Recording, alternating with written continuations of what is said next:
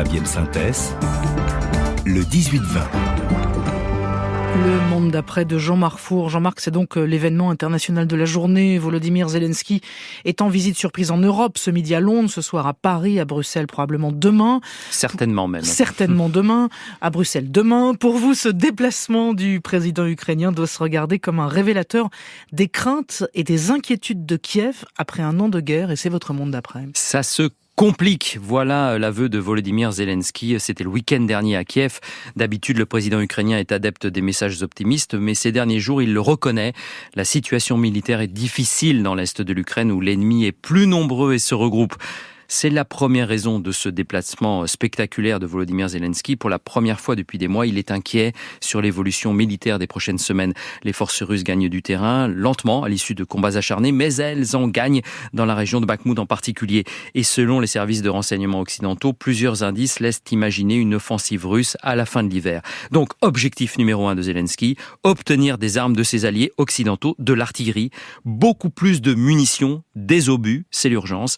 Et en attendant la livraison des chars de combat, les premiers sont attendus au printemps.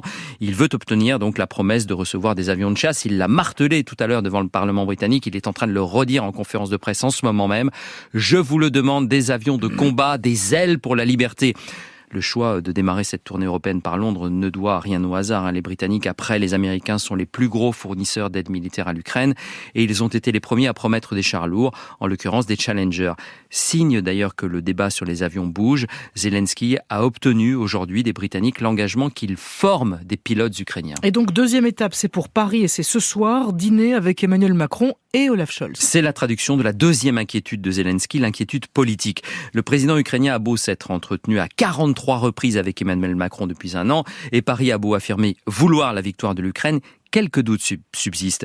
Volodymyr Zelensky le sait, en France comme en Allemagne, la crainte d'une escalade avec Moscou suscite des débats. D'ailleurs, Paris continue de proclamer ne pas vouloir la défaite de la Russie, uniquement la victoire de l'Ukraine. Certains diplomates demandent à mots couverts à conserver un canal de négociation avec Moscou. Les appels à des débats parlementaires sur l'engagement occidental se font jour, à Paris comme à Berlin. En Allemagne, les sondages montrent que la population est très partagée sur l'envoi des chars lourds et le risque d'engrenage.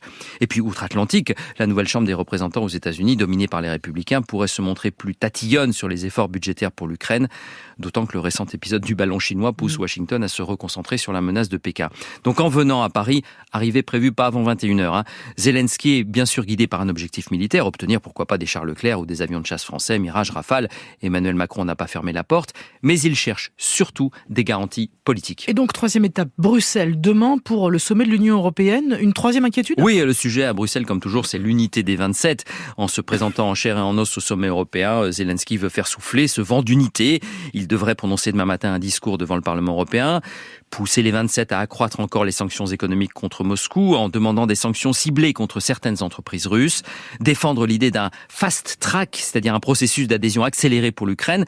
Or, cette idée, là aussi, ne fait pas l'unanimité parmi les 27, même parmi les meilleurs soutiens de l'Ukraine comme les États baltes. Tout simplement parce qu'il y a de nombreux autres pays candidats à l'Union européenne qui, pour certains, attendent depuis très longtemps. On pense aux pays des Balkans et ils vivraient assez mal de se voir doublés par Kiev. À Bruxelles, Volodymyr Zelensky veut aussi s'assurer que le soutien à Kiev, militaire, humanitaire, économique, reste la priorité numéro 1 des Européens, à un moment où les diplomaties occidentales sont très préoccupées aussi par la riposte commerciale contre les mesures protectionnistes des États-Unis.